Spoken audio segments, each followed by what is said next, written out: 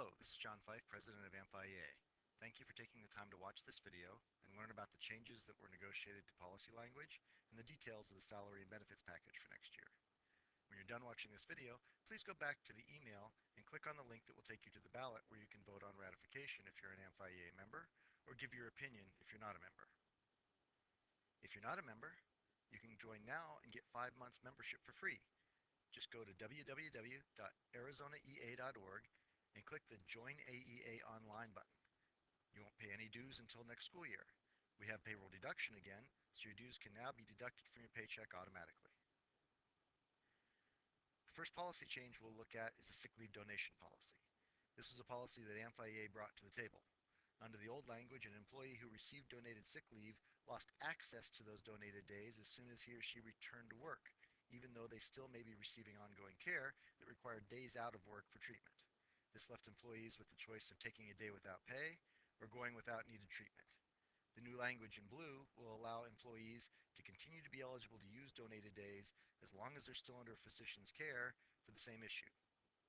In all of the following slides, new language being added to policy will be in blue, red will indicate old language that's being taken out, and black is current language that will remain in force.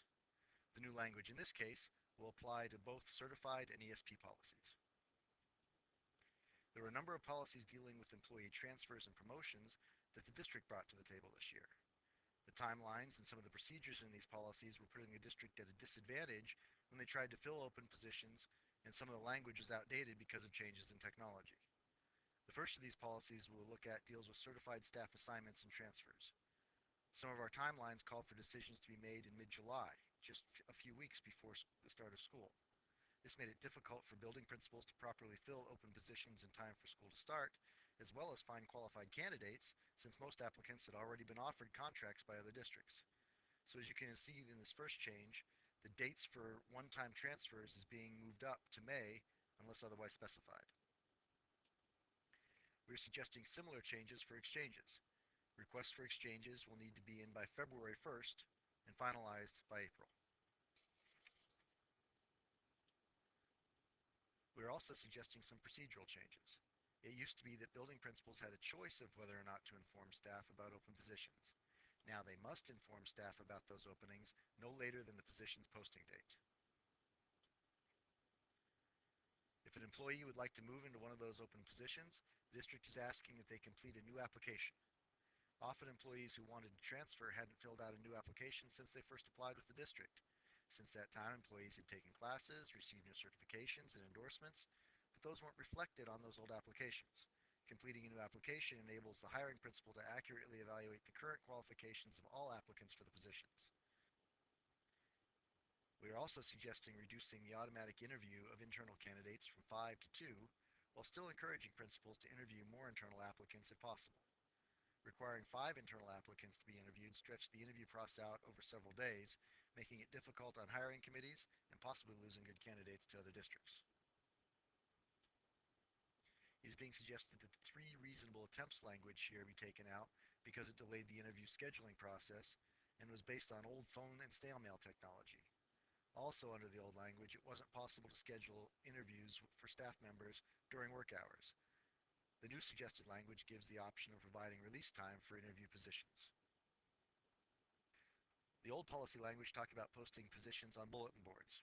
We no longer do this, so the new language now reflects the current practice of posting positions on the web page. This suggested language change is also due to changing technology. Under the original language here in red, employees who were interested in positions that may come up over the summer gave the district a self-addressed stamped envelope. Since job postings are now electronic, interested employees are now directed to check the web page for possible openings. The original language also held the process up for 21 days.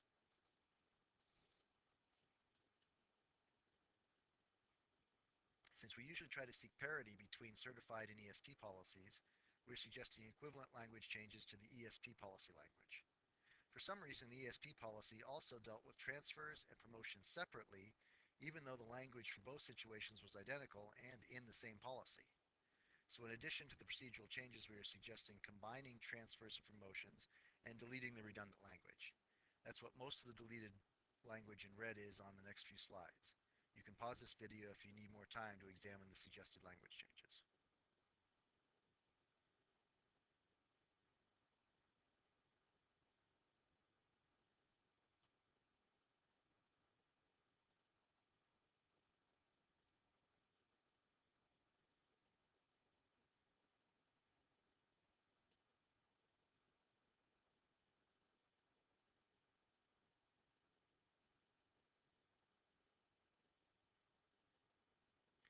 The last policy language change we are suggesting is to the discipline, suspension, and dismissal policy.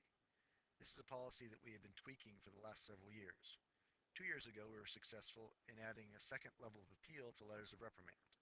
What we discovered in practice was that the hearing officer assigned to this second level of appeal sometimes was involved in the issuing of the letter of reprimand at the start of the process. This new language we are suggesting will help avoid the potential conflict of interest this situation created. We now move on to the agreement we reached for salaries and benefits for next year. As stated in earlier communications, because of the financial constraints the district is in, these negotiations were particularly difficult. Nevertheless, the agreement we were able to reach provides for what we are calling a cost of living retention stipend equal to a 1.59% increase. Because the district is unsure of what next year's legislative budget process will look like, they are unwilling to make this a permanent increase for now. So while this will be an increase over what you made this year, it does not involve step movement and is not added into the salary schedule. Employees will receive this as two lump sum payments, one in December and one in May. It's not being called a bonus, so it won't be taxed at the bonus rate. Employees must be employed with the district at the time the lump sum payment is made in order to receive it, so keep that in mind if you're planning on leaving the district before the end of the school year. In addition, the district will be increasing their contribution to our health insurance by $31 per month. This will offset the premium increase in the lowest cost insurance plan and mitigate the increase to the higher end plans. Thank you for taking the time to watch this video. We know it was a lot of information to take in.